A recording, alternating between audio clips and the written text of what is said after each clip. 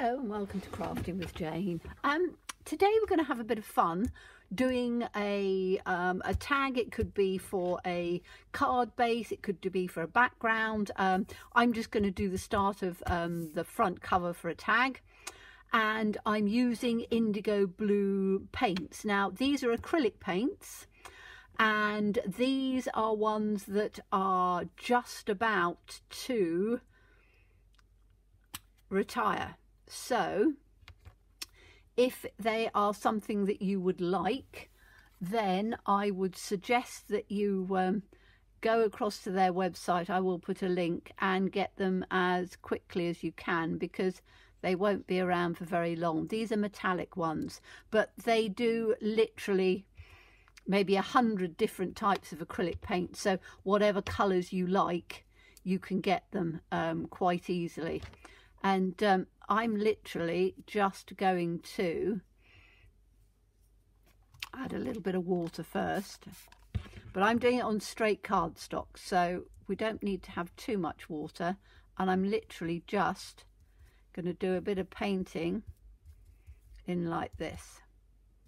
Now I do tend to save my bits afterwards, because then what I'll do is I will do what they call a messy background. So it means that I can just sort of mop it up and use it for other things. So you don't need much at all, you really don't. So I'm literally just going to take a tiny little bit of this one, and that's all you need. When they say you need about a grain of rice, that's probably all you need. My dog might bark in a minute because there's been squirrels in the garden burying nuts and things, and she does get a bit excited about the squirrels. So right, so I'm just going to take this one and I'm just going to add some of that in there, because I want all sorts of different colours coming through. So let's just add that one, and literally I'm just blobbing them about. So it looks quite messy, which it is, but it gives you a really nice look. So I'm just making sure I've got the lids on here. Let's have some blue. And again, you only need a tiny little bit. I put far too much on the first one, so that is literally all I need. And then all I'm going to do is, apart from I do get paint everywhere, just give it a little bit of water, mix it up, and then we can get some blue in here as well. And I'm wanting to have it completely sort of mottled down here and there, because I want that sort of look on there. So I am sort of, you know, making sure that it's going here, there and everywhere. And then I want some green as well, so just give myself a little bit of green. I'm going to put that in on top of there. So if you don't want all of the colours to sort of mush in a bit, then you can clean your brush in between, but I quite like that sort of mixed in look. So I'm just going to put some green bits on here as well, like that. And then the last one I'm going to do is my yellow, because the yellow will sort of tie it all in together with a bit of luck. Although some of it might make it look a little bit brown, but I think we'll be all right with it. So let me just turn it round this way so I don't have that mixed in too much. A little bit of yellow like this. And this is where I say you don't have to spend very much time in doing the painting part of this. You really don't. I can just actually even put some of it sort of in on here like that. So I quite like the yellow. I am going to get another paintbrush, so let's get this one, because I really don't want to have too much of it going into that yellow. So I'm just going to do that, and then just take that there, because I quite like yellow.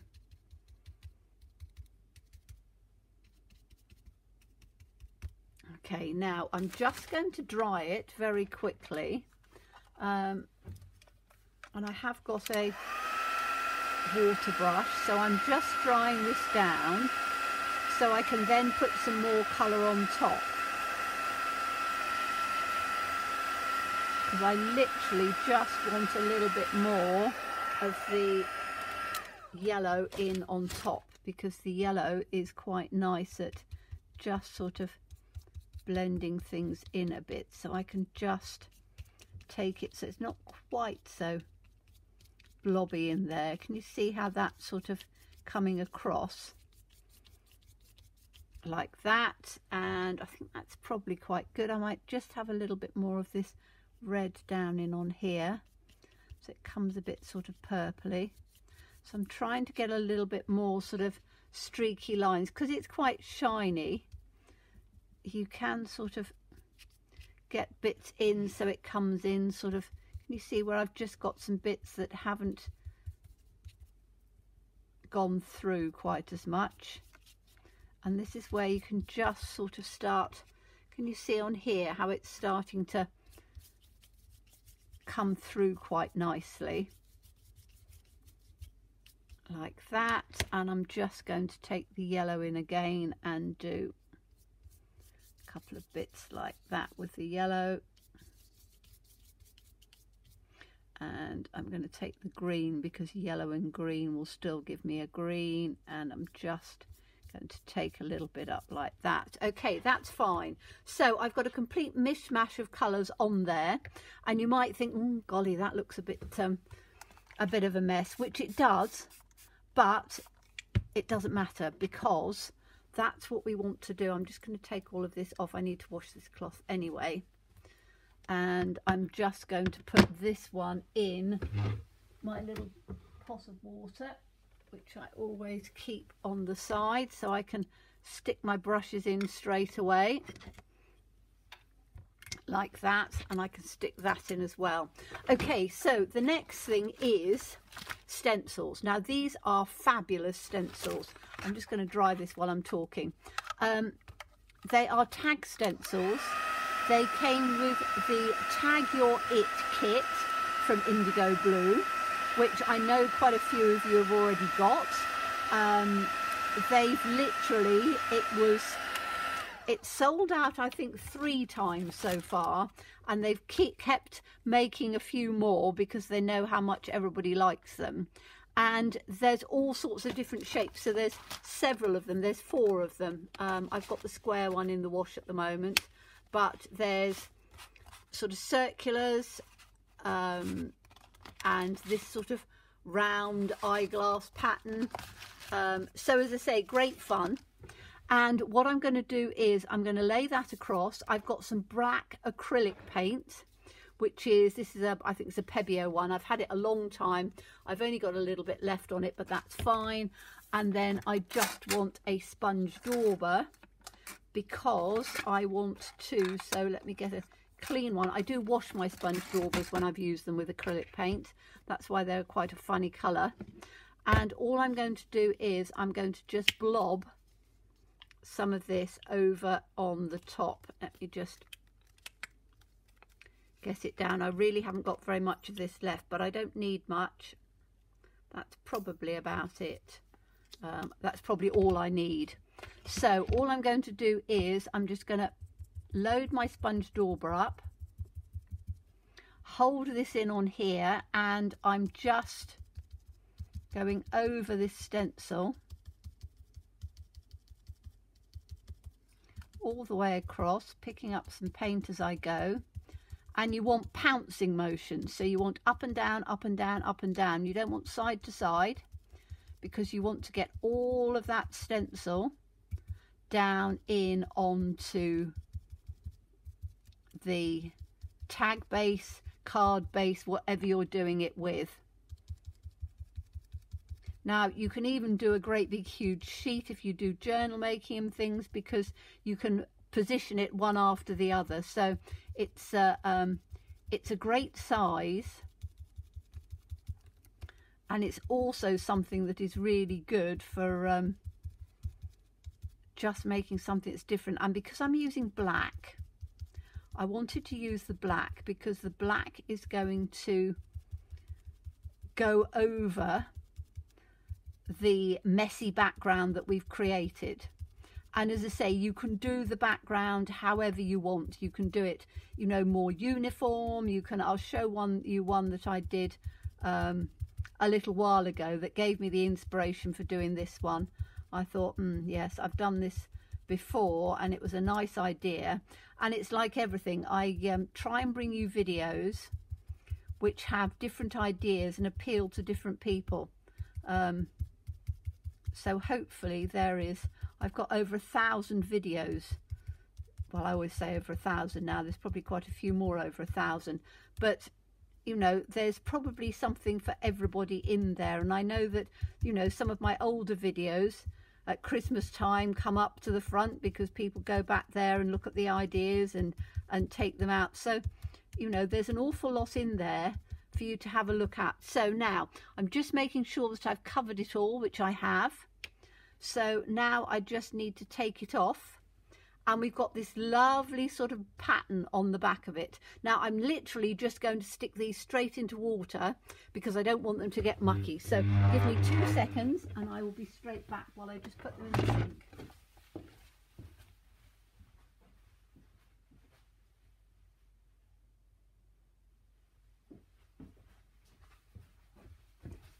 Okay, you just need to make sure that you've, as I say, put them in the sink so that they stay nice. Now I'm just going to dry this off. Won't take very long. If you're doing it yourself, just leave it for, you know, a few minutes for it to dry. I'm obviously doing this so that I haven't got as much time, and I'm just going over the top like that. I think that's probably about right. Yes, that'll do for now. It's slightly damp, but it'll be okay. Okay, so now I want to take my Pebeo pens, and I want, these are the thick ones, I want the thinner ones, so let me grab my thinner ones. Pebeo pens, if you're in the UK, I get them from, they're inside Robert Dyer's now, and it's a stationery company, and you can get them. They quite often have them on special offer and stuff. So what I'm going to do on this to bring them out, and I'm going to do it from the side, is to take this white pen, and we're just going to draw up and around the outside of each one. Now it's a little bit, it's not quite as dry as it could be, but it will, as it starts drying, it will come out quite nicely. So all you're going to do is to go around the edge, and you can do it in another colour as well.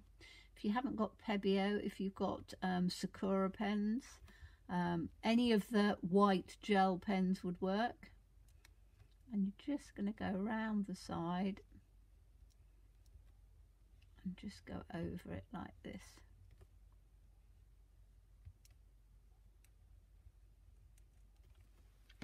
Okay, and you can see as it's starting to dry, you've got a nice white border. Now you don't have to be overly precise on it, just sort of take it round.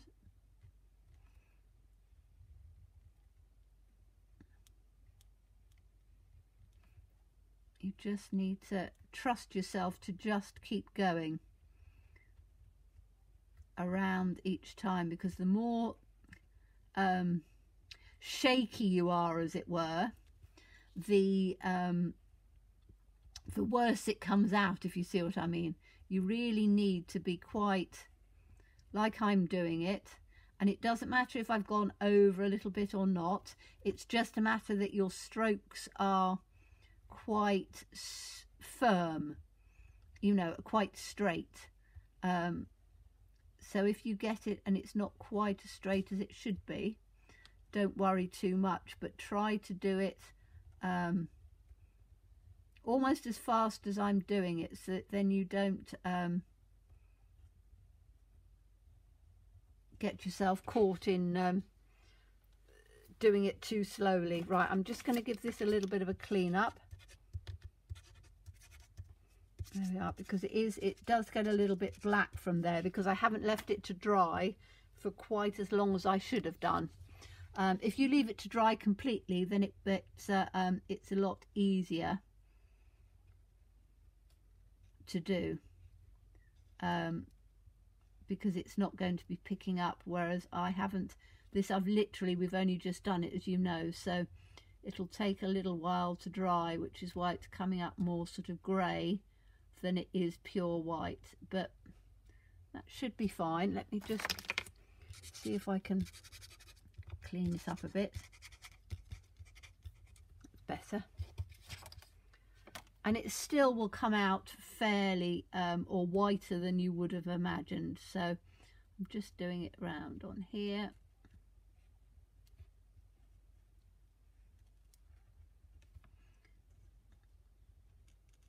Quite fun just going across and doing it with the pattern, but giving it a little border just enhances it and gives those shapes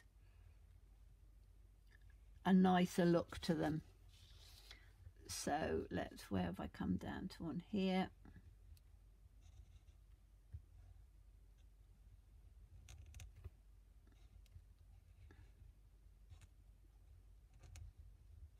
So I'm doing it a little bit quickly now, but again, as I said, you know, you don't have to be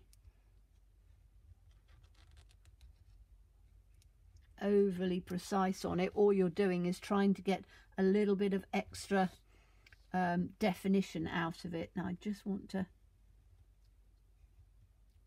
come down on here. So it's a little bit grey, but if you let yours dry, it won't be as grey, it will be more white, which will look nicer. But I haven't got the time to wait and dry it out so that it's absolutely bone dry, which would then make it better. So we're almost there. Just need to keep cleaning off this little brush. In fact, I think this is the last one, isn't it? The one in the middle. Come up like this.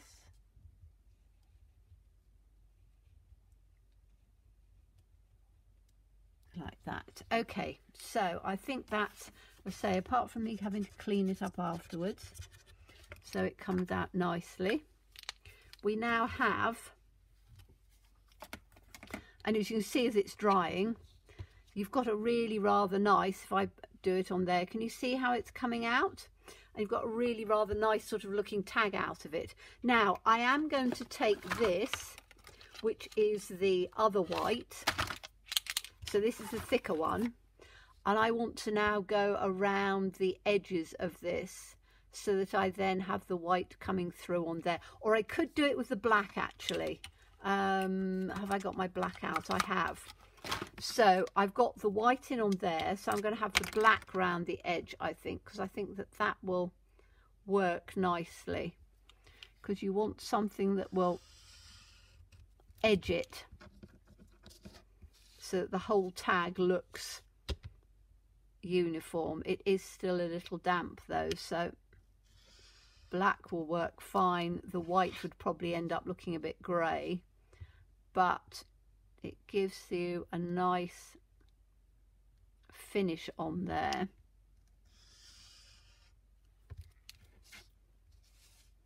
Just take this up like this. And then I've just got two little pieces in on the side. Do them with a ruler, because then you know you're going to get a nice straight line from it. There we go. And there you have, oops, I was just about to put the sponge dauber on as a lid. You've got a really rather fun looking beginning of a tag. Now I'll show you the other one that I did. So this is one that I did that's completely dried, and you can see I used the same sort of colours, but these weren't metallic ones. So these were matte colours. And again, I think I used maybe a sponge dauber on that. I'm not sure. I just did the background, and then I've got that. So I've got both of these which one is, let me try and get it so it's not quite so, see how shiny that is with the metallics. That sort of comes in like that, but you can see the really rather fun colours and things on there. Then all you need to do is to put an image or something on there. So, you know, you could put anything that you wanted. If I have a look and see, I'm just going to take these just on there. In fact, I'm going to put them on a piece of, piece of white so that you can see them a little bit better, because the dark board you can't see as well. So that's two ways of doing it. That's metallic, that's plain. That's a slightly bigger one, that's a smaller one, because I just cut it round that way.